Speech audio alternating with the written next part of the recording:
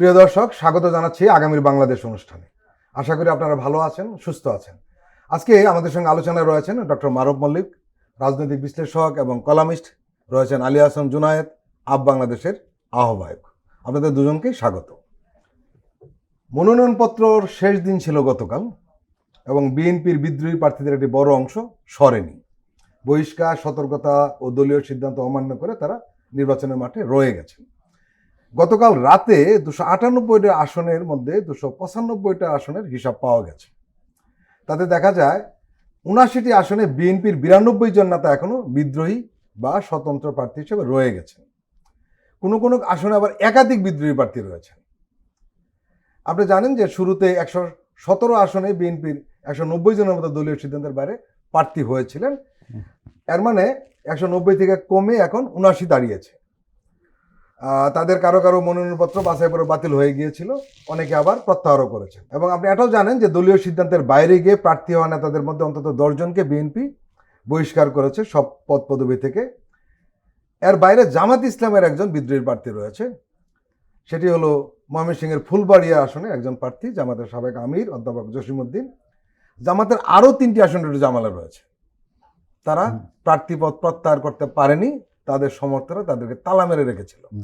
এর মানে জামাতের আবার 4টা মোটামুটি একটা জামালার হয়ে গেল। এবং ওই যে ময়মনসিংহে যিনি, তাকে 29শে ডিসেম্বর দল থেকে বহিষ্কার করেছে।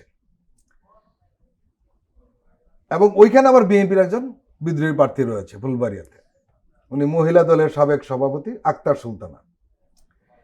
এখন 79টি আসনে 92 জন বিদ্রোহী প্রার্থী থাকা কার্যত আসলে বিএনপির ভোট ভাগ হয়ে যাওয়া। ডক্টর মারুফ মল্লিক, এই যে এত বিদ্রোহী প্রার্থী, এটি বিএনপি নির্বাচনী ফলাফলে কি ধরনের প্রভাব ফেলতে পারে? এখানে দুইটা জিনিস আমাদের বিবেচনা করতে হবে। একটা হচ্ছে মার্কা। বাংলাদেশের রাজনীতিতে মার্কা কিন্তু খুব গুরুত্বপূর্ণ বিষয়। আমাদের স্থানীয় পর্যায়ে অনেক জনপ্রিয় নেতা থাকেন, ওনাদের অনেক ক্যারিশমা থাকে, কিন্তু দেখা গেছে যে উনি আসলে জনপ্রিয় বা পরিচিত হয়েছেন কিন্তু উনি মার্কার কারণে। ধরেন যে এখানে ধানের শীষের দাঁড়িপাল্লার কথা বলা হলো, তো উনি বিএনপি করেন বা জামায়াতে ইসলামী করেন বলেই কিন্তু জাতীয় পর্যায়ে পরিচিত হয়েছেন, স্থানীয় পর্যায়ে দলের কারণে। তো সেই জায়গায় আমার মনে হয় না যে এই বিদ্রোহীরা খুব বেশি সুবিধা করতে পারবেন। মানুষ যখন ভোট কেন্দ্রে যায়, আমাদের এটা স্বীকার করতেই হবে আমাদের রাজনীতিতে যে পলিটিক্যাল লিটারেসির কথা যদি আমরা বলি, এটা কিন্তু আমাদের দেশে ওই পর্যায়ে এখনো পৌঁছায় নাই। একটু আপডেট করছে, এটাও মানতে হবে এখন। হ্যাঁ, এটা আমাদের আজ থেকে 15-20 বছর আগের থেকে আপডেট করছে তো না, উন্নতি হয়েছে, কিন্তু যে ধরেন পশ্চিমা বা লিবারেল ডেমোক্রেসিতে আমরা যেমন দেখি যে একটা নির্বাচনে ধরেন 2টা ভোট দেওয়ার উপায় আছে। একটা হচ্ছে প্রধানমন্ত্রীকে ভোট দিচ্ছেন, আবার স্থানীয় এমপিকেও ভোট দিচ্ছেন। তো অনেক দেশে দেখা যায় কি, প্রধানমন্ত্রী পদে যিনি জিতেছেন, ধরেন ক্রিশ্চিয়ান ডেমোক্রেটদেরকেও জিতে গিয়েছেন, কিন্তু সংসদ সদস্য পদে সোশ্যাল ডেমোক্রেটরা বেশি ভোট পেয়েছেন বা বেশি প্রার্থী জিতেছে। ওইখানে আবার লোকালিটি একটা ব্যাপার থাকে, তো লোকালিটি পাশাপাশি হচ্ছে ওই প্রার্থীর যোগ্যতা, গ্রহণযোগ্যতা, বা উনি তো দেখা গেছে, আমি জার্মানিতে থাকি, ওইখানে দেখা গিয়েছে যে অনেক সময় নির্বাচনে মেরকেল যখন ছিলেন, তো সোশ্যাল ডেমোক্রেটদের অনেক ভোটারই কিন্তু চ্যান্সেলর পদে ভোট দিতেন অ্যাঙ্গেলা মেরকেলকে, কিন্তু পার্লামেন্ট সদস্য পদে ভোট দিতেন সোশ্যাল ডেমোক্রেটদের স্থানীয় নেতাকে। আমাদের দেশে কিন্তু এরকম হয় না। এই লিটারেসির একটা বিষয় আছে, ওই পর্যায়ে যেতে আমাদের সময় লাগবে। তো ওই পর্যায়ে যতক্ষণ না আমরা পৌঁছাবো, বিদ্রোহীরা খুব বেশি সুবিধা করতে পারবে বলে আমার মনে হয় না।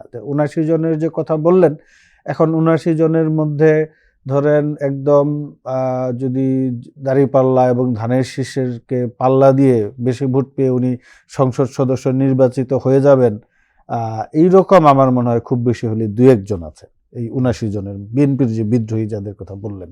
পাশাপাশি জামায়াতে ইসলামীরও 3 জনকে ঘিরে রেখেছিল তাদের সমর্থকরা। ঠিক করে ফেলতে পারে, দেখা গেল যে ওই লোক ওইখানকার যে তাদের জোটের যে প্রার্থী, তার পক্ষে নির্বাচনে নেমে পড়েছে, ক্যাডার ভিত্তিক সংগঠন। আমার মনে হয় যে বিএনপির ক্ষেত্রে এটা খুব বেশি সমস্যা হবে না, কারণ যে আসনগুলোতে বিদ্রোহী প্রার্থী আছেন। একটা সংকট রয়েছে আসলে, যদি আপনি বলতে চাচ্ছেন না, সেটি হলো ধরুন যদি ওইখানে 10 দলীয় জোটের কোনো শক্তিশালী প্রার্থী থাকে, তখন কিন্তু ভোট অল্প ভাগ হয়ে গেল, প্রবলেম হয়। আর যদি এরকম প্রার্থী না থাকে, তাহলে তেমন সমস্যা হওয়ার কথা। এইখানে এইবার তো নির্বাচনটা হচ্ছে বিএনপি বনাম হচ্ছে ধরেন জামায়াতের নেতৃত্বে যে জোট। জামাত ধরেন নির্বাচনে এর আগে বিএনপির সঙ্গে জোটে অংশগ্রহণ করেছে। এখন আমরা যদি বাংলাদেশে পলিটিক্যাল বাস্তবতার ভিত্তিতে বিবেচনা করি, জামাত কিন্তু ওই রকম বড় দল না, বিএনপির সমপর্যায়ের দল না। বিএনপির যে সাংগঠনিক ব্যাপ্তি, ভোটের যে নাম্বার, তাদের যে ভোটার যে জনসমর্থন, হ্যাঁ জামাতের হয়তো অতীতের চাইতে সমর্থন বেড়েছে। এখানে বুঝি একটু চেঞ্জ হয়েছে, যেটা আপনার সাথে আমি একমত ছিলাম, কিন্তু গত 1.5 বছরে আসলে অবস্থাটা তা নেই। আমি অবাক হয়েছি যে এমন উপজেলাও রয়েছে যেখানে জামাতের সিটি ফুটাও ছিল না, সেখানে এখন ইউনিয়ন পর্যায়ে, ওয়ার্ড পর্যায়ে কমিটি করে ফেলেছে। এটা কিভাবে সম্ভব? কমিটি করাটা তো কোনো বিষয় কমিটি না। করে তার লুক লাগবে তো, লুক ছাড়া কমিটি হবে কেমন? আপনার ধরেন বাংলাদেশে এর আগে 6 কোটি ভোটার ছিল, জি। এখন 12 কোটি 12 কোটি। তাহলে জনসংখ্যা তো বাড়ছে। জি। জনসংখ্যা বাড়লে তো মানুষজনও বাড়ছে। আপনি এখন যদি বলেন যে ঠিক আছে ব্যাক ইন 1996 জি, জি। বা 91-এ জামাতের ভোট ছিল ফর এক্সাম্পল 8%, এখন আপনি যদি বলেন যে জামাতের ভোট বেড়েছে, জনসংখ্যা কত ছিল? 12 কোটি থেকে 24 কোটি হয়েছে, দ্বিগুণ হয়ে গিয়েছে। তো নাম্বার অফ পপুলেশন বাড়লে জনসমর্থনও বাড়বে, তাদের কাজের ব্যাপ্তিও বাড়বে। সেইখানে এই ভোটগুলো একটা ডিসাইডিং ফ্যাক্টর ছিল। বা ইভেন আপনার বিদ্রোহী প্রার্থী, জি, জি। যে কোনো দলের বিদ্রোহী প্রার্থী যদি 5000 ভোট পাইতো, তার সেই সক্ষমতা ছিল তার দলের এর মানে কাছ আপনি থেকে বলতে হারিয়ে দেওয়া। চাচ্ছেন যে জামাতের সাথে বিএনপির যে ভোটের পার্থক্য থাকবে, সেখানে হ্যাঁ। স্বতন্ত্র প্রার্থীর কোনো যত ভোটই বা কিছু আসে যায় আমার না। মনে হয় না যে স্বতন্ত্র প্রার্থী। বাস্তবতা সম্ভবত এরকম না, আমরা অন্য আলোচনায় যাব পরে আপনার সঙ্গে।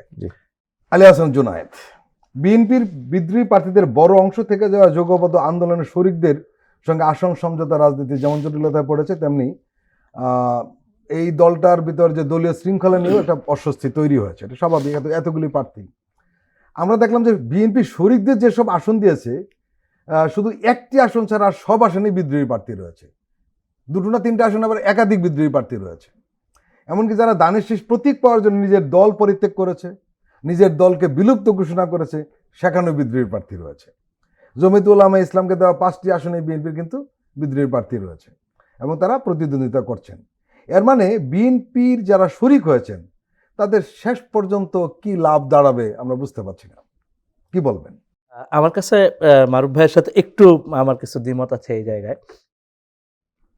প্রথমত হলো যে শরিক দলগুলো যারা মানে এখন এইবারের ইলেকশনের যে ইকুয়েশন, তাতে বিএনপি এবং জামাত বাদে এককভাবে কোনো দলের ক্যান্ডিডেট জিতে আনার মতো ক্যান্ডিডেট নাই।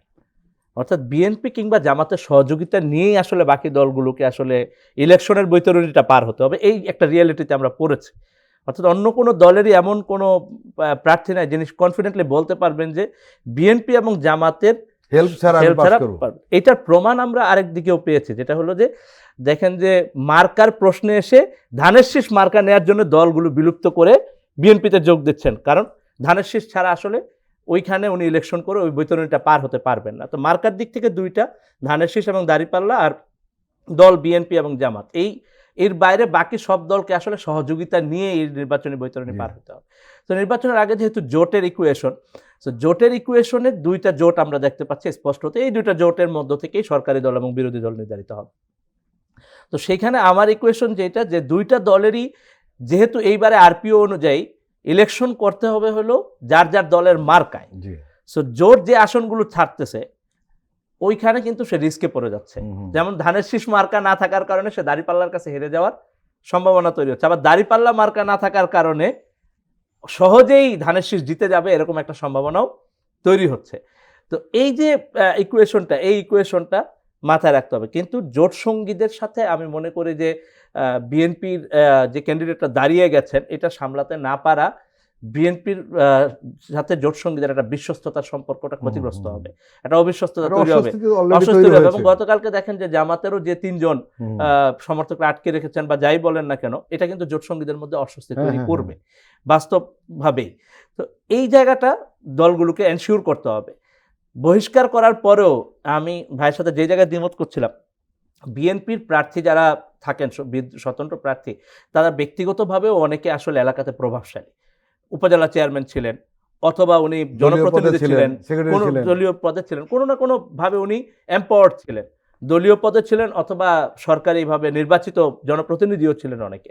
তো স্বাভাবিকভাবে ওনার নিজস্ব একটা ভোট ব্যাংক আছে এবং এই ভোট ব্যাংকটাকে আমরা কিন্তু একেবারে হিসাবের বাইরে রাখতে পারবো না।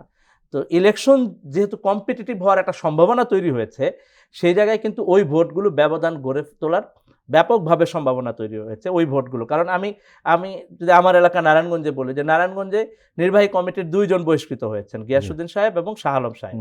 এই 2 জন কিন্তু ব্যক্তিগতভাবে ওনারা 2 জন আগে ইলেকশন করেছেন এবং গিয়াসউদ্দিন সাহেব আগে এমপিও ছিলেন। সো এই যে ইলেকশন করার অভিজ্ঞতা এবং মাঠে পরিচিতি, এই পরিচিতির কারণে কিন্তু ওনারা কিছু ভোট টানবেন। হ্যাঁ, ধানের শীষের প্রার্থীর বিপরীতে তারা জিততে পারবেন কিনা, বেশি ভোট পাবেন কিনা, সে ব্যাপারে আমি মৌলিক ভাষাতে একমত। ধানের শীষের প্রার্থীর চেয়ে হয়তো উনি বেশি ভোট পাবেন না, এরকম ঘটনা 1-2টা ঘটবে যে ধানের শীষের প্রার্থীর চেয়ে এত জনপ্রিয়তা উনি বেশি ভোট পেয়েছেন, কিন্তু ওনারা তো কিছু ভোট কাটবেন। সেই ভোটটা কিন্তু এই ইলেকশনের ইকুয়েশনে অনেক ইম্পর্টেন্ট হয়ে বিএনপি ভোটকে ভাগ করে দিবে, বিএনপির ভোটকে ভাগ করে দিবে। 79টা আসনে 92 জন প্রার্থী। সো 79টা আসন, এটা কিন্তু ইম্পর্টেন্ট। সো 79, কারণ এবারে ইলেকশনে আসন বিন্যাসে গিয়ে আমরা কিন্তু বেশ ক্রিটিক্যাল একটা সিচুয়েশনে পড়বো বোঝা যাচ্ছে। এবং আপনি দেখেন যে জামাত যেখানে আসনগুলো ছেড়েছে, তার আসন ছাড়াই কিন্তু রাজশাহী, রংপুর, খুলনা থেকে সে খুব কম আসন ছেড়েছে।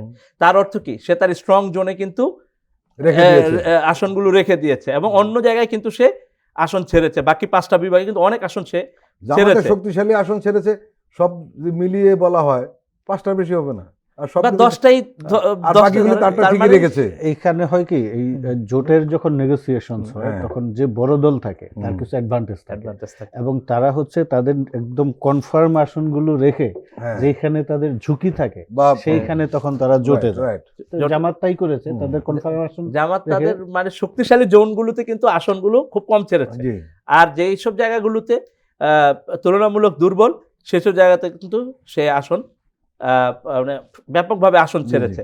তো এই জায়গা থেকে বিএনপিকে এই সমীকরণটা কিন্তু আমার কাছে মনে হয় যে খুব সিরিয়াসলি নেওয়া উচিত। কারণ হচ্ছে, এবং সিরিয়াসলি নিয়েছে, কারণ আপনি বললেন যে 100 কতজন থেকে 79 জনে চলে আসছে, তার মানে প্রায় 100 জনের মতো বিদ্রোহী প্রার্থী কিন্তু বসে পড়ছেন, 100 জনের বেশি। তো এই যে বিদ্রোহী প্রার্থী বসে পড়া, এটা তো সিগনিফিকেন্ট। তার মানে কি, ওই আসনগুলোতে কিন্তু এখন ফাইটটা একটা আমরা কম্পিটিটিভ, আরো বেশি কম্পিটিটিভ ফাইট দেখতে পারবো আর কি। এইটা তো ইলেকশনে এই বিদ্রোহী প্রার্থীগুলো তখন দেখা যাবে উনি নিজে বেশি ভোট না পেলেও ওনার 20,000-30,000 ভোট ইলেকশনের রেজাল্টে কিন্তু এদিক সেদিক করে দিবে। এই জায়গাটা বিএনপির জন্য চ্যালেঞ্জিং হবে বলে আমি মনে করি।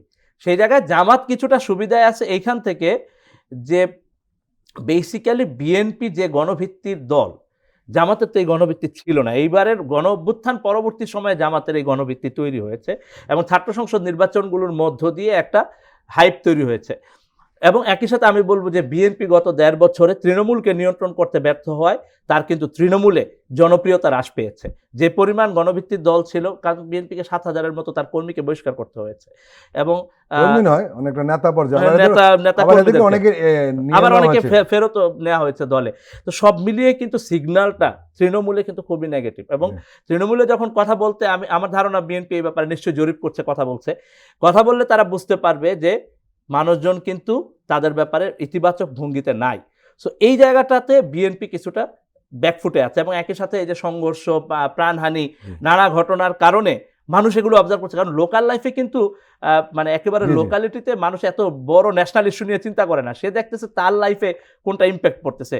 তো এই জায়গাগুলোতে বিএনপির হাইকমান্ডকে আরো সিরিয়াসলি পদক্ষেপ নিতে হবে ইলেকশনের বৈতরণী পার হওয়ার ক্ষেত্রে, এবং বিদ্রোহী প্রার্থীদের ব্যাপারে তাদেরকে আমি মনে করি যে অনেক বেশি সতর্ক হওয়া প্রয়োজন। কারণ এই প্রার্থীদের তাদেরকে বসায় দেওয়ার ব্যাপারে, যেটা ইলেকশন অ্যাক্টিভিটি, যাতে যদি তারা চেষ্টা করে, তার বিএনপিরই যেহেতু তারা নেতা, সুতরাং তাদের সাথে বসে যদি আলাপ করে তাদেরকে নির্বাচনী কর্মকাণ্ড থেকে, তাহলে প্রচারণা থেকে বিরত রাখা যায়, তাহলে কিন্তু ওই জায়গায় কাজ হবে। বিদ্রোহী প্রার্থী আছে, সে যেই দলেরই হোক, সে যদি দলীয় প্রধান যখন ওই আসনে নির্বাচনী সফরে যাবেন, সে যদি ওই মঞ্চে দাঁড়িয়ে ওই দলের প্রার্থীর সপক্ষে ঘোষণা দিয়ে বলে যে আমি বসে পড়লাম, তাহলেই তো শেষ। মারুফ মল্লিক, বিএনপি শরিকদের যেসব আসন ছেড়ে দিয়েছে প্রায় সবখানেই যদি বিদ্রোহী প্রার্থী থাকে, তাহলে এটাকে কি আসন সমঝোতা না বলে কাগজের সমঝোতা বলা যায়?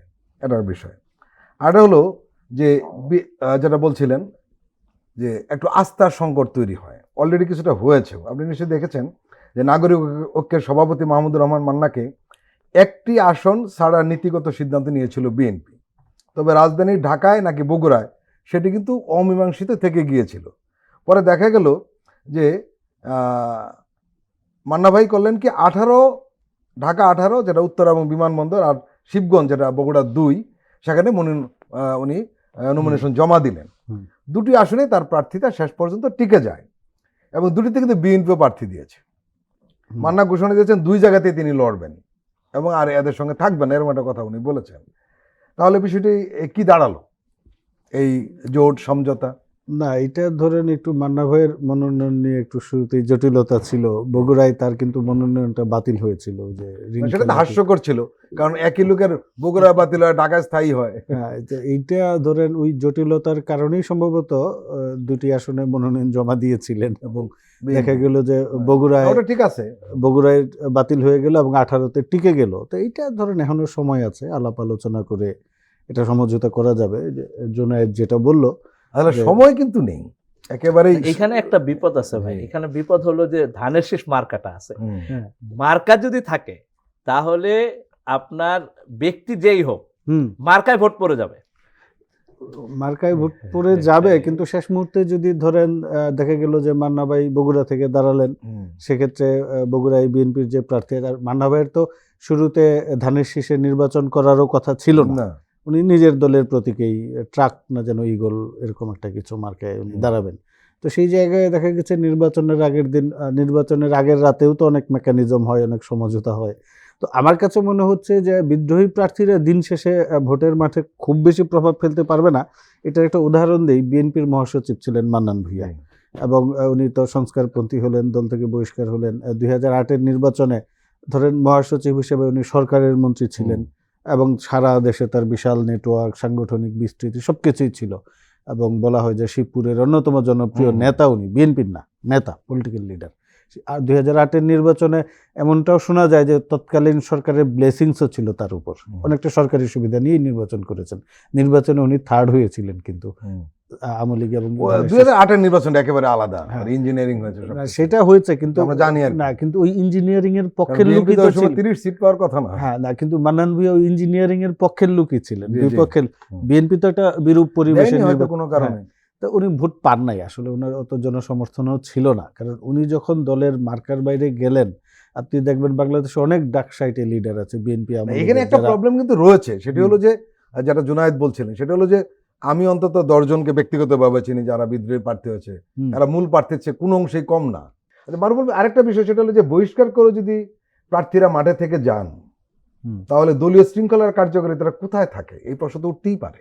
না, বহিষ্কার করার পরে তো উনি তো দলের আর কেউ না। উনি যদি নির্বাচনে থাকেন তাহলে তো দায়ভার দলের না। উনি যখন দলের ভিতরে থাকবেন, যে দলে আছেন কিন্তু দলের কমান্ড মানছেন না, তখন আপনি শৃঙ্খলার বিষয়টা আনতে পারেন যে সে দলে আছে কিন্তু আমি সেটা বললাম, কমান্ড মানার পরে তো বহিষ্কার, না মানার পরে তো বহিষ্কৃত। আগের অংশটুকু যদি বলেন মানছে না কেন? এটা বড় দল, আর সবচেয়ে এই নির্বাচনের শুধু এটা বিএনপির না, সব দলের, বিশেষ করে ধরেন ওনাদের দলটা তো অপেক্ষাকৃত নতুন, বাট যে এক্সিস্টিং পার্টিগুলো আছে, বিএনপি, জামায়াত ইসলামী, ইসলামী ঐক্য জোট, এমনকি আমাদের এই যে গণ অধিকার পরিষদ, দীর্ঘ সময় নির্বাচন না হওয়াতে দলগুলোতে কিন্তু প্রার্থী জট তৈরি হয়েছে। বিএনপি এটা হচ্ছে সবচেয়ে সংকট। ধরেন যে একদম আসল জায়গাটা ধরেন, একটি আসন দেখা যায় 3 জনই উপযুক্ত প্রার্থী। সাধারণত হয় কি, যখন নিয়মিত নির্বাচন হয় দেখা যায় যে একটা দুইটা নির্বাচনের পরে আপনার আসনের প্রার্থী পরিবর্তনের সুযোগ থাকে, যে ঠিক আছে যে উনি উনার একটা দলে, উনার বাড়ি নারায়ণগঞ্জ, এখন উনি ওইখান থেকে নির্বাচন করলেন, একটা লোক 2বার এমপি হওয়ার পরে বললেন যে ঠিক আছে আপনি তো 2বার ছিলেন, এবার একটা নতুন ওরে একটু সুযোগ দেন, আমরা আপনাকে আপগ্রেড করছি, কোনো গুরুত্বপূর্ণ পদে বা দায়িত্ব দিচ্ছি। এইটা তো সুযোগটা ছিল না, যেই কারণে দেখা গেছে বিএনপিতে একই আসনে মানে 4-5 জন আপনার যোগ্য প্রার্থী আছে, তারা দীর্ঘ রাজনৈতিক অভিজ্ঞতা আছে, সাংগঠনিক অভিজ্ঞতা আছে, জনপ্রিয়তাও আছে, এবং তারা ফেসিবাদ বিরোধী লড়াইয়ে মাঠে সক্রিয় হচ্ছেন, রক্ত ঝরিয়েছেন, জেল খেটেছেন। তো এইখানে কিন্তু 4 জনের মধ্য থেকে একজনকে বের করে আনা কিন্তু খুবই মুশকিলের কাজ, এটা সহজ কাজ না। আর আরেকটা কথা আমাদের স্বীকার করতে হবে, আমাদের যে পলিটিক্যাল কালচার আমাদের দেশে, এটা সব দলেরই, শুধু বিএনপি না, আমাদের প্রার্থী মনোনয়ন হয় কিন্তু আসলে সিলেকশন হয়, ইনসাইড ইলেকশন হয় না। ধরেন এমন হইতো যে বিএনপির 300 আসনে বা জামাতের 300 আসনে কারা প্রার্থী হবে, দলের ভিতর ভোটাভুটি হবে, স্থানীয় পর্যায়ে তৃণমূল থেকে যেটা ইউরোপ আমেরিকায় চলে আসে, তখন আর কিন্তু কথা বলার সুযোগ থাকে না। এখন আমাদের পলিটিক্স হচ্ছে টপ ডাউন, টপে সিদ্ধান্ত হয়, ডাউনে গিয়ে ইমপ্লিমেন্ট হয়।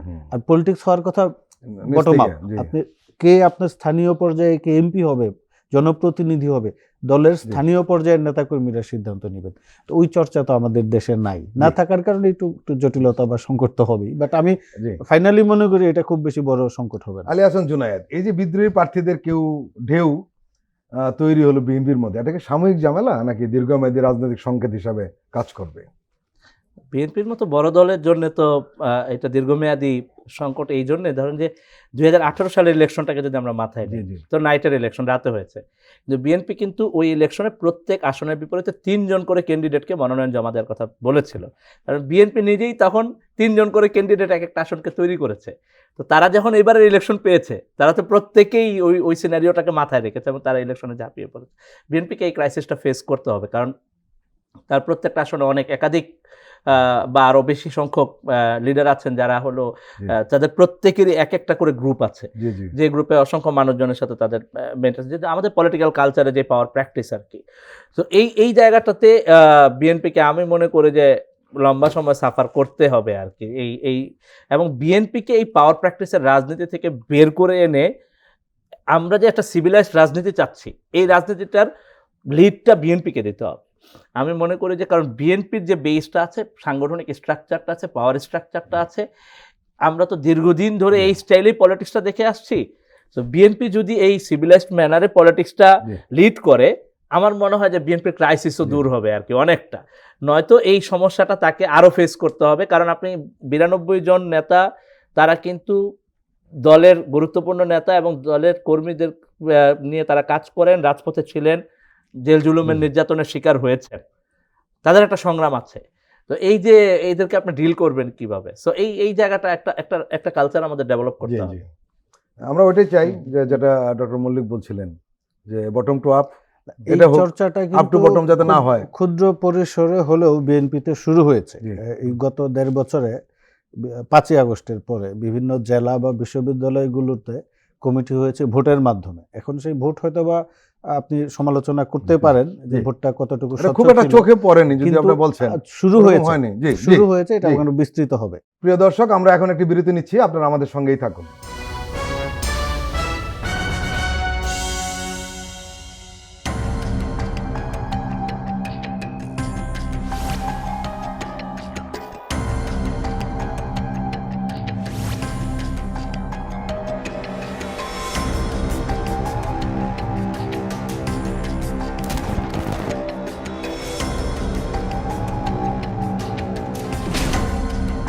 ফ্যাসিবাদের দিনলিপি, গবেষণা ও উপস্থাপনা সাইদ খান, প্রযোজনা আফরোজা সুলতানা ও মামুন মাহমুদ। দেখবেন প্রতি রবি থেকে বৃহস্পতিবার সন্ধ্যা 7টায়।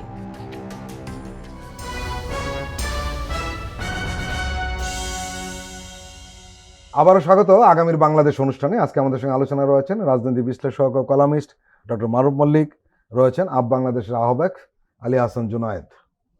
ডক্টর মারুফ মল্লিক, এখন আনুষ্ঠানিক নির্বাচন প্রচার শুরু হয়েছে, অলরেডি হবে বলা যায় না, অলরেডি হয়ে গেছে। ইতিমধ্যে আমরা বেশ কয়েক জায়গায় সহিংস ঘটনা লক্ষ্য করছি। বিশেষ করে চট্টগ্রামের সীতাকুণ্ডে যে ঘটনা ঘটলো, সেটি কিন্তু ভয়াবহ। অনেকে আশঙ্কা করছেন এই সহিংসতা আরো বাড়তে পারে। যদি তাই হয়, তাহলে সুষ্ঠু নির্বাচন হবে কিভাবে? সুষ্ঠু নির্বাচন হবে, এটা নিয়ে কোনো সন্দেহ নেই। চট্টগ্রামের এই যে সীতাকুণ্ডে জঙ্গল সলিমপুরে যে ঘটনাটা হয়েছে, এটা ধরেন আমি ওভারঅল বলবো সরকারের ব্যর্থতা। ল অ্যান্ড অর্ডার সিচুয়েশন আমাদের দেশে ভালো না। কিন্তু যারা এটা অ্যাটাক করে তারা তো কোনো একটা রাজনৈতিক দলের সক্রিয় লোক। এইখানে মিডিয়াতে কম এসছে। জঙ্গল সলিমপুরের প্রবলেমটা হচ্ছে ওই জায়গায় যে একটা আপনার রাষ্ট্রের মধ্যে একটা স্বতন্ত্র দ্বীপ, এটা এরকম না যে ওইখানে আওয়ামী লীগ, বিএনপি বা জাতীয় পার্টি বা জামাত ইসলাম কন্ট্রোল করে। তারা ওই লোকাল লোকজনই লোকাল এলাকা কন্ট্রোল করে। এখন তারা যেটা করে, যেই দল ক্ষমতার কাছাকাছি থাকে বা ক্ষমতায় থাকে তাদের সঙ্গে একটা নেগোসিয়েশনসে যায়। এখন ওইখানে অনেক কিছুই হতে পারে, কিন্তু আমি মনে করি যে জঙ্গল সলিমপুরের ঘটনাটা সরকারের গুরুত্ব দিয়ে বিবেচনা করে, আপনি ওইখানে আলাদা ট্যাক্স সিস্টেম আছে, আপনি জানেন কিনা জানি না। হ্যাঁ, ওইখানে যে ভদ্রলোক ওই এলাকায় নিয়ন্ত্রণ করেন, সে কর সংগ্রহ করেন।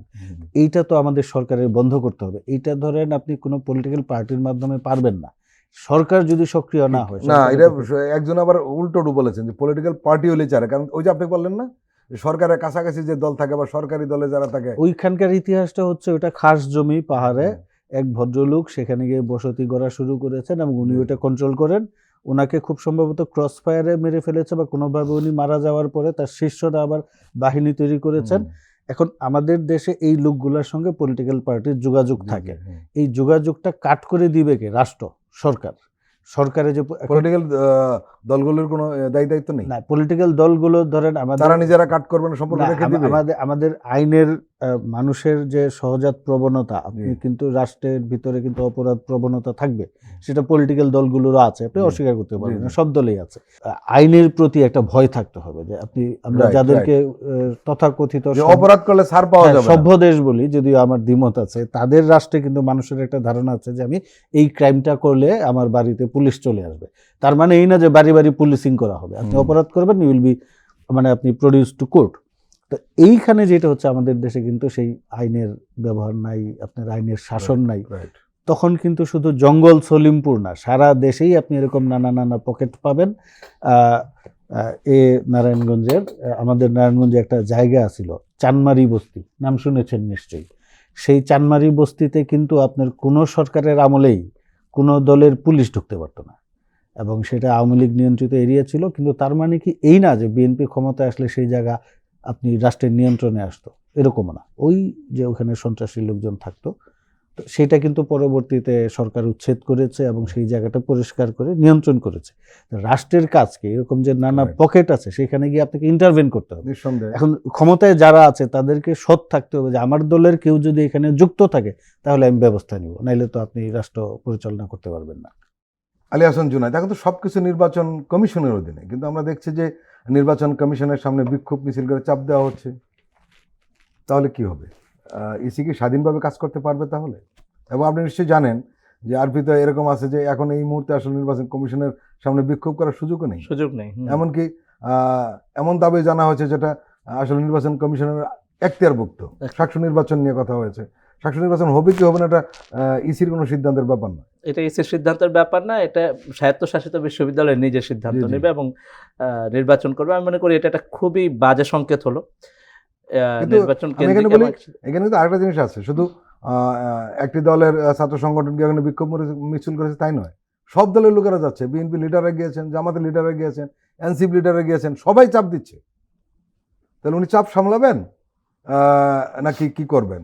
এবং আপনি নিশ্চয়ই দেখেছেন যে চাপ সামলানোর কারণে সামলাতে গিয়ে কিন্তু অনেক ঋণ খেলাপি বৈধ হয়েছেন, এবং সবচেয়ে যেটা আতঙ্কজনক এবং বিস্ময়কর মনে হয়েছে সেটা হলো দ্বৈত নাগরিকরা বৈধ হয়েছেন, যেখানে সংবিধানে স্পষ্ট লেখা আছে যে দ্বৈত নাগরিকত্ব নির্বাচন করতে পারবেন না।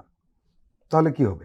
এগুলো তো আমাদেরকে রীতিমতো হতাশ করতেছে এই জায়গা থেকে, যে ঋণ খেলাপি এবং দ্বৈত নাগরিকত্বের যে বিষয়টা, এইভাবে যে মানে ঘেরাও করে, নির্বাচন কমিশনে ঘেরাও করে একটা অস্থির অবস্থা তৈরি করে ঋণ খেলাপি এবং দ্বৈত নাগরিকত্ব যাদের মনোনয়ন বাতিল হয়েছে তাদেরকে আবার ফিরায় আনা যায়, এটা সিগন্যালিং কি?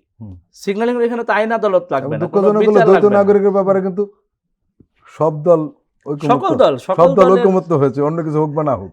ঋণ খেলাপির ব্যাপারে দ্বিমত ছিল, কিন্তু এই ব্যাপারে কিন্তু সবাই, দ্বৈত নাগরিকের ব্যাপারে বিএনপি, জামাত, এনসিপি সবাই একমত। তারা তো সকল দল একমত হইতে, এই যে এখন ধরেন যে সিগন্যালটাকে আমরা কি পাচ্ছি এখানে, যে নির্বাচন কমিশনের আইন, এইটা নর্মালি আইন কি, আইন তো মানতে হবে, তা আইন মানার তো কোনো বাধ্যবাধকতা তৈরি হচ্ছে না, কোনো প্রয়োজনীয়তা তৈরি হচ্ছে না, বরং আমরা দেখতে পাচ্ছি যে কেউ আন্দোলন করলে অথবা কোনো মানে কঠোর চাপ প্রয়োগ করলে সেটাকে ইলেকশন কমিশন সেই চাপটা নিতে পারছেন না, বা ইলেকশন কমিশন মানে এমন ডিসিশন নিচ্ছেন তার দুর্বলতা প্রমাণ হচ্ছে। কিন্তু আজকেও ধরেন যে ঘটনাটা ঘটলো, বিশেষত কুমিল্লা 4 আসনে প্রার্থীর ছেলে যে আচরণটা ওইখানে করলেন, এই আচরণ তো কোনোভাবেই গ্রহণযোগ্য না। এবং ওনারা যেই জায়গা থেকে ওনারা চাচ্ছেন প্রার্থিতা, উনি বলতেছেন যে হাইকোর্টের রায় যদি ষড়যন্ত্র হচ্ছে কিনা এটা উনি দেখবেন। তো হাইকোর্টের রায় ষড়যন্ত্র কখন, আর কখন ষড়যন্ত্র না, এটা আমি বুঝবো কিভাবে? পক্ষে আসলে ষড়যন্ত্র না, আর বিপক্ষে গেলে ষড়যন্ত্র। এই যে রাজনৈতিক দলগুলো আসলে আমাদের কি সিগন্যাল দিতে চায়, এটা কিন্তু ইম্পর্টেন্ট। আমি মনে করি যে এই বিএনপির এই প্রার্থীর ব্যাপারে বিএনপিকে একটা ক্লিয়ার কাট সিগন্যাল দেওয়া দরকার, কারণ এতে করে বিএনপির ভোট কমছে। বিএনপি এই যে এই কুমিল্লা 4 আসন, স্পেশালি এই আসনটার কথাই বলবো, কারণ আজকের এই ঘটনাটা অনলাইনে ঘুরে বেড়াচ্ছে এবং এতে করে তার কিন্তু ফেস লুজ হচ্ছে একজন ক্যান্ডিডেটের জন্য। তো এই জায়গাগুলোতে যদি নজর না দেওয়া হয়, যেমন ধরেন দ্বৈত নাগরিকত্বের ইস্যুটা কিন্তু সব দলের, কিন্তু পৌঁছাইছে কি মাঠে হুম, হুম। মাঠে পৌঁছাচ্ছে যে বিএনপির প্রার্থীতা ফেরত পাচ্ছে। আসলে কিন্তু শুধু বিএনপির প্রার্থী না, অন্যরাও ছিল। অন্য দলের প্রার্থীরাও আছে। হুম। বিএনপি কিন্তু ফার্স্ট সেকেন্ড থার্ড, বিএনপিকে বিএনপি 1 নম্বর, সেকেন্ড হলো জামাত ইসলাম, থার্ড বিএনপি হলো যেহেতু NCP। বড় দল, তাদের সংখ্যাই বেশি, অন্যদের না, সংখ্যাই কম। সিগন্যালটা যাচ্ছে অন্য একটা, এত স্পষ্ট করে বলছেন আমি বুঝতে পারছি, কিন্তু সিগন্যালটা যাচ্ছে অন্যরকম, যেটা বিএনপির বিপক্ষে যাচ্ছে বেশি, এটা বলছে, তাই তো? সিগন্যালটা যাচ্ছে এরকম। এখন কারণ কি? কারণ হচ্ছে এই যে আজকে যে আচরণটা, এই আচরণটা মানুষ দেখতেছে। আমি এটা বেশ কিছুদিন ধরে বলার চেষ্টা করছি যে গণ অভ্যুত্থানের ফলে মানুষের রেসপন্স কিন্তু ডিফারেন্ট হয়ে গেছে। মানুষ কিন্তু আর বাজে আচরণ, রাজনৈতিক শক্তি প্রদর্শনী, প্রোটোকল এবং হলো মাসল পাওয়ারের এগুলো কিছুই পছন্দ করতেছে না। মানুষ চাচ্ছে যার কাছে সে সেফ থাকতে পারবে এবং হলো যার কাছে সে কথা বলতে পারবে। জামাতকে পছন্দ করার অন্যতম একটা বড় কারণ তৃণমূলে, যে এর কাছে যাওয়া যাবে, এর সাথে কথা বলা যাবে এবং এ হলো গিয়ে অনিরাপদ করবে না।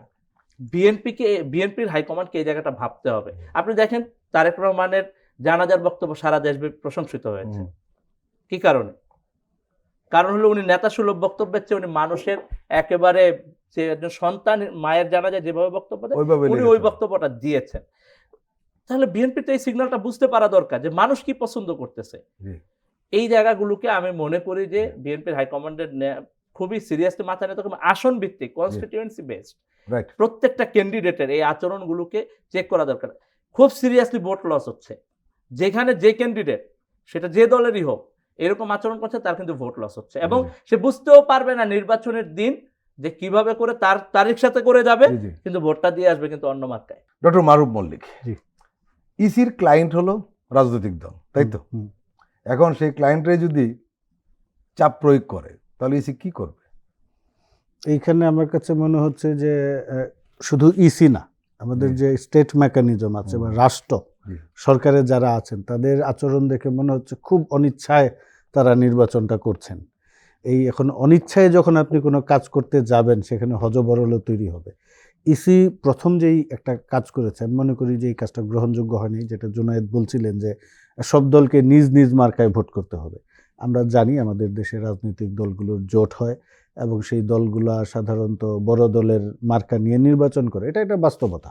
না, আপনার তো শেখ হাসিনা এই দেশে ছিল, এটা বাস্তবতাই ছিল, তো না, সরাইছেন কেন? না, শেখ হাসিনা নতুন কিছু করতে হবে না, না? না, নতুন কিছু করা মানে কিন্তু এই না যে আপনি আমরা একটা ট্রানজিশন, আমরা তাহলে নতুন কিছু গ্রহণ করতে পারছি না, না। না, না, আপনি এটা এবং একটা মজার ঘটনা কি, আপনাকে একটা সংশোধনী দেই। জি, আমি কেন আপনাকে প্রশ্ন করলাম বা থামালাম, একটা কারণ রয়েছে। জি, এই বিষয়ে কিন্তু সব রাজনৈতিক দল একমত ছিল আগস্ট মাস পর্যন্ত, 2024 জি, না 25, হ্যাঁ, 25 আগস্ট পর্যন্ত সব সব দল একমত যে না, যার যার প্রার্থী ইলেকশন করতে হবে। 100% কিন্তু যখন এই প্রক্রিয়া শুরু হলো তখন কিন্তু বললো না, যে প্রার্থীটা এই দলগুলো একমত থাকলেও হ্যাঁ। আমি মনে করি যে আপনি যখন ফ্যাসিলিটেটরের ভূমিকায় হুম, থাকবেন, হুম, ধরেন আপ বাংলাদেশ, উনার একটা দাবি থাকবে, বিএনপির একটা দাবি থাকবে, জামায়াতের একটা দাবি থাকবে, এনসিপি, যার যার হ্যাঁ। পজিশন অনুযায়ী তার একটা অবস্থান বা দাবি থাকবে। কিন্তু রাষ্ট্র, আমরা কিন্তু আমাদের মাথায় রাখতে হবে যে আমরা 5ই আগস্ট পরবর্তীতে নির্বাচন করছি।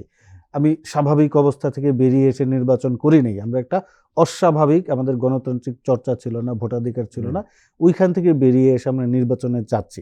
তাইলে পরে তাদের বিবেচনা করতে হবে যারা এই ফেসিবাদের বিরুদ্ধে লড়াই, আন্দোলন, সংগ্রাম করেছে, প্রত্যেকটা রাজনৈতিক দল তারা যেন ভালোভাবে সুষ্ঠুভাবে নির্বাচনে অংশগ্রহণ করতে পারে এবং তার সুবিধা নিতে পারে। আপনার রাষ্ট্র সঠিক সুষ্ঠু হবে মানে কিন্তু এই না যে আপনি তাকে আটকিয়ে দিবেন। রাষ্ট্রের কাজ হচ্ছে একটা নাগরিক, একটা দল এখানে যেন কিন্তু সামনে আরেকটা প্রশ্ন আসে। আগাতে পারে, তাকে সেই সুযোগটা ডক্টর আপনি মাল্লবরী, দিবেন। একটা প্রশ্ন আসে, যখন উনি নিবন্ধন নেন, হ্যাঁ, উনি একটা মার্কাও নেন, উনি এত বলেন না যে ভবিষ্যতে আমি মার্কা নিলাম না, বটে, না, না, কিন্তু জোট থাকলে তো মার্কা এইটা ব্যবহার করব না। এইটা আমি এবং এই নিবন্ধন পাওয়ার জন্য কি কি হয় আপনি দেখেছেন তো, হাইকোর্ট থেকে অন্তত হ্যাঁ 7টা দল নিবন্ধন পেয়েছে। এই প্রসঙ্গে আমি এবং এদের মধ্যে হাইকোর্টে যারা পেয়েছে, না, না, এর মধ্যে 2টা দল নিজেরা বিলুপ্ত করে দিয়েছে। এই প্রসঙ্গে আমি আরেকটা কথা বলি, এই যে নিবন্ধন যে প্রসেস আমাদের দেশের জি। রাজনৈতিক দলের, এটা একটা বোগাস, এটা বলতে এটা পারে অগ্রহণযোগ্য যে আপনাকে এত মানুষের সই আনতে হবে, হ্যাঁ, এই হ্যাঁ। করতে হবে, সেই বিশেষ করতে হবে। স্বতন্ত্র প্রার্থীর ব্যাপারে হ্যাঁ, যেটা করা এটার হয়েছে, দরকার কি? আমরা 5 জন মানুষ মিলে যদি মনে করি আমরা একটা রাজনৈতিক দল গঠন করব, তারপরে আমরা সেখানে গিয়ে কনস্টিটিউশন জমা দিব, আমরা যদি গ্রহণযোগ্য হয় সরকার মনে করে দিয়ে দিবে। যেইটা আমাদের দেশে করা উচিত যে সেইখানে ইসি একটা শর্ত দিতে পারে যে 5 জন মিলে যে রাজনৈতিক দল গঠন করলেন, জি, জি। আপনি ঋণ খেলাপি কিনা। আপনার দ্বৈত নাগরিকত্ব আছে কিনা এগুলো আমার আগে প্রমাণ ওইগুলো দেন। যাচাই করে না। ওইগুলো তারা করে না। আপনি তো রাজনীতিকে সহজ করে দিবেন মানুষের জন্য। আমি সহজ করে দিবেন বলছি, আপনি রাজনীতিতে পার্টিসিপেশনটা ইজি করে দিবেন। এইবার আপনি যখন রাজনীতিতে পার্টিসিপেট করে যখন আপনার অ্যাক্টিভিটিস চালাবেন, সেইটা আপনি কি কঠিন করে দেন যে আপনাকে স্বচ্ছ থাকতে হবে, ভালো থাকতে হবে। ডক্টর মারুফ মল্লিক, একটা অন্য প্রসঙ্গে যাই। জি। গণভোট নিয়ে নানা বিতর্ক তৈরি করার চেষ্টা হচ্ছে। অনেকে নায়ের পক্ষে ভোট চাইছেন, বিএনপি কেন্দ্রীয় নেতাদের কেউ কেউ বলছেন আমরা হায়ের পক্ষে, আবার কেউ বলছেন জনগণের ইচ্ছা, তারা চাইলে না ভোট দিবেন, চাইলে হাঁ ভোট দেবে। এখন প্রশ্ন উঠেছে যে আবার তৃণমূলের অনেকে বলছেন যে তারা নায়ের পক্ষে, হায়ের পক্ষে নয়। অনেকে বলছেন যে দলীয়ভাবে বিএনপি তার অবস্থানটি স্পষ্ট করলে ভালো হয়, কি বলবেন? না, বিএনপি তো বলছে যে সেটা জনগণের উপর ছেড়ে দিয়েছে, এই জায়গায় এটাই তার দলীয় অবস্থান। হ্যাঁ, আমার মনে হয় এটাই তার দলীয় অবস্থান, যেহেতু আপনার তবু ভালো হয়েছে, এটা এটা এটা যেটা দলীয় অবস্থান আমি হলো। একটু এখানে করি, নজরুল ইসলাম খান বলেছেন গণভোটে হা ভোটই বিএনপির দলীয় সিদ্ধান্ত। এই ব্যাপারে নজরুল ইসলাম খান উনি সাংবাদিকদেরকেই বলেছেন। বোধহয় নজরে পড়েছে কিনা আপনাদের? না পড়েছে, কিন্তু না, প্রশ্ন হচ্ছে কি এরপরে কিন্তু বিএনপি তৃণমূলে যে আচরণটা করতেছে, এরপরে আরেকজন স্থায়ী কমিটির সদস্যই বলেছেন এরপরে যে জনগণের ইচ্ছা কোন জায়গায় ভোট দিবে। বিএনপির অবস্থানটা আমরা বলতে হচ্ছে চাচ্ছি নিচে না, বলি। বিএনপির অবস্থানটা হচ্ছে বিএনপি বলার চেষ্টা করছে যে তারা সবার আগে সংস্কার প্রস্তাব করেছিল 31 দফার মাধ্যমে, এবং তারা সংস্কার আলোচনায় খুব অ্যাক্টিভলি পার্টিসিপেট করেছে এবং তারা স্বাক্ষর করেছে জুলাই সনদে। তাহলে তো তাদেরকে হাবুটি বলতে হবে, কারণ তাদের তো সেটাই অবস্থা। স্বাভাবিক। হ্যাঁ, তারা হাবুটের পক্ষে আছে, কিন্তু এরপরে জনগণের উপরে ছেড়ে দিয়েছে। জনগণ যদি কেউ মনে করে যে কেউ না ভোট দিবে, তাহলে সে না ভোটের পক্ষে যাইতে পারবে। এটা তারা মনে করছে না যে একদম চাপাই দিতে হবে কারোর উপর। People will decide. জি। আলী হাসান জুনায়েদ, অনেকে বলছেন যে হ্যাঁ এবং নায়ের বিতর্ক মূলত আওয়ামী লীগের ভোট পাওয়ার বাসনা থেকে তৈরি হয়েছে। আওয়ামী লীগের ভোটাররা যেহেতু নায়ের পক্ষে নেমেছেন, কাজে হায়ের পক্ষে ভোট চাইলে এই তাদের ভোট না পাওয়ার একটা অবস্থা তৈরি হতে পারে, এমন একটি ভাবনা কোনো কোনো দলের মধ্যে কাজ করছে বলে কোনো কোনো রাজনৈতিক বিশ্লেষক মন্তব্য করছেন।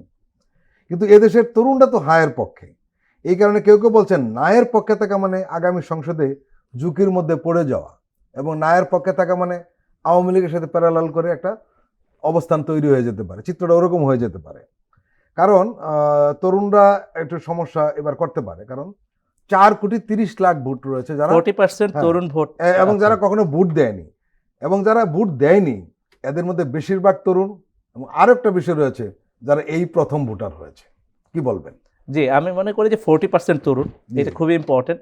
সেকেন্ডলি হলো গণভোটে না ভোট। গতকালকে জিএম কাদের স্পষ্ট বলেছেন না ভোটের পক্ষে, এবং হাসিনার আমরা যে অডিও রেকর্ড পেয়েছি সেখানেও তিনি বলেছেন না ভোটের পক্ষে। আওয়ামী লীগ এবং জাতীয় পার্টি এবং ফেসিবাদী শক্তি স্পষ্ট করে দিয়েছে গণভোটে না ভোটের পক্ষে। যারা ফেসিবাদ বিরোধী তারা প্রত্যেকেই সংগ্রাম করেছেন এই রাষ্ট্রের একটা গণতান্ত্রিক লড়াইয়ের জন্য, এই রাষ্ট্রের একটা গণতান্ত্রিক উত্তরণ এবং একটা সংস্কারমূলক প্রক্রিয়ার মধ্যে ঢোকার জন্য। কারণ আমরা এই রাষ্ট্রটাকে একটা ফেসিবাদী মেশিন হিসেবে দেখতে চাই না। এই রাষ্ট্রটাকে মানুষের অধিকার আদায়ের লড়াইয়ের ফলশ্রুতিতে একটা গণতান্ত্রিক রাষ্ট্র হিসেবে দেখতে চাই, মানবিক রাষ্ট্র হিসেবে দেখতে চাই, কল্যাণকর রাষ্ট্র হিসেবে দেখতে চাই। এই যে জায়গা রাষ্ট্রকল্প, বিভিন্ন দলের ফেসিবাদ বিরোধী রাষ্ট্রকল্প, তারা দীর্ঘদিন ধরে যে আলোচনা করেছেন, এবং এই সরকার এসেছে একটা গণ অভ্যুত্থানের মধ্য দিয়ে। আকাঙ্ক্ষাটা কি? আকাঙ্ক্ষাটা তো ন্যূনতম সংস্কার। সেই ন্যূনতম সংস্কারটা রাজনৈতিক দলগুলো মিলে ঠিক করেছে। আমি মনে করি গণভোটে হায়ের ব্যাপারে কোনো এম্বিগুইটি কোনো দলেরই রাখা উচিত হবে না। যদি তারা এম্বিগুইটি রাখেন তাহলে তারা ক্ষতিগ্রস্ত হবে নির্বাচনে, এই কথা একেবারে স্পষ্ট। বিএনপি যদি স্থায়ী কমিটির সদস্যরা যদি এম্বিগুইটি রাখেন, তারা লুজার হবেন, ইলেকশনে লুজার হবেন। আমি আজকে বলে গেলাম, তাদেরকে অবশ্যই হা ভোটের পক্ষে স্পষ্ট অবস্থান নিতে হবে। এবং বিএনপির অ্যাক্টিভিস্টরা বলার চেষ্টা করছেন যে এই সরকার গণভোটে হা ভোটের পক্ষে ক্যাম্পেইন করাটা নেগেটিভ বা করা উচিত না। আমি মনে করি এটা স্পষ্ট ভুল অবস্থান। এই সরকার এসেছে এই রাষ্ট্রের সংস্কার এবং এই রাষ্ট্রের উত্তরণের জন্য। সুতরাং এই সরকার রাজনৈতিক দলগুলোর সাথে বসে যে আলোচনা করেছে তার পক্ষে সে ক্যাম্পেইন করবে, এটা খুবই স্বাভাবিক ঘটনা। বিএনপিকে বৃহত্তর রাজনৈতিক দল হিসেবে এই জায়গায় স্পষ্ট অবস্থান নেওয়ার আহ্বান জানাই, নতুবা তরুণদের যে ভোট সেখানে তারা কিন্তু লুজার হবে, খুব ভালোভাবে ক্ষতিগ্রস্ত হবেন ওনারা। বিএনপি সেটাই করা উচিত, শুধু বিএনপি নয়, ফ্যাসিস্ট বিরোধী রাজনৈতিক দলের সেটাই করা উচিত। অনেকে বলছেন ফ্যাসিবাদ বিরোধী সকল দলকে এই ব্যাপারে অবস্থান নিতে হবে। আওয়ামী লীগ এবং জাতীয় পার্টি যেটা চাইবে তার বিপরীত অবস্থান নেওয়া। এইখানে আমার আওয়ামী লীগ এবং জাতীয় পার্টি যেটা চাইবে তার বিপরীত অবস্থান নেওয়াটা সঠিক অবস্থা। তারা তো রাষ্ট্র সংস্কার চাইবে না, এটাই স্বাভাবিক। তারা ফেসিবাদ, আওয়ামী লীগ ইটসেলফ এ ফেসিস্ট পার্টি, এটা আমি মনে করি শুরু থেকেই, এই বিগত 17 বছর না। বাই নেচার আওয়ামী লীগ একটা ফেসিস্ট পার্টি, তারা যতবারই ক্ষমতায় এসেছে ফেসিজম কায়েম করেছে। আর পাশাপাশি জাতীয় পার্টি, একদম অল্প কথা। হ্যাঁ, এই জাতীয় পার্টি হিস্টোরিক্যালি আপনার আওয়ামী লীগের এলাই, বাংলাদেশের ইতিহাসে কোনোদিন জাতীয় পার্টি আওয়ামী লীগের বাইরে যায় নাই। তাইলে পরে তারা কিন্তু একটা সংস্কার চাইবে না, এটাই স্বাভাবিক। কিন্তু আমি আবার আমাদের যে সংস্কারটা হয়েছে, এই যে আমরা দীর্ঘমেয়াদী যে সংস্কার নিয়ে আলাপ সালাপ করলাম, আমি আবার এই সংস্কারের প্রস্তাবনার বিপক্ষে। আমি সংস্কারের বিপক্ষে না, কিন্তু এই সংস্কারের নামে যে নাটক হয়েছে এবং যেসব শর্তমর্ত দেয়া হয়েছে এগুলার বিপক্ষে আমি। কারণ আমি মনে করছি এই প্রস্তাবে আসলে রাষ্ট্রের সংস্কার হবে না, এটা যেটা হবে ক্ষমতার ভাগাভাগি হবে। আমাদের যে রাজনৈতিক দল আছে 4-5টা, এই একটু ভাগ পাবে, ও একটু ভাগ পাবে, একজনের হাতে না পড়ুক না। অসুবিধা। আমাদের যেটা সংস্কার করতে হবে, পাওয়ার ডিসেন্ট্রালাইজ করতে হবে।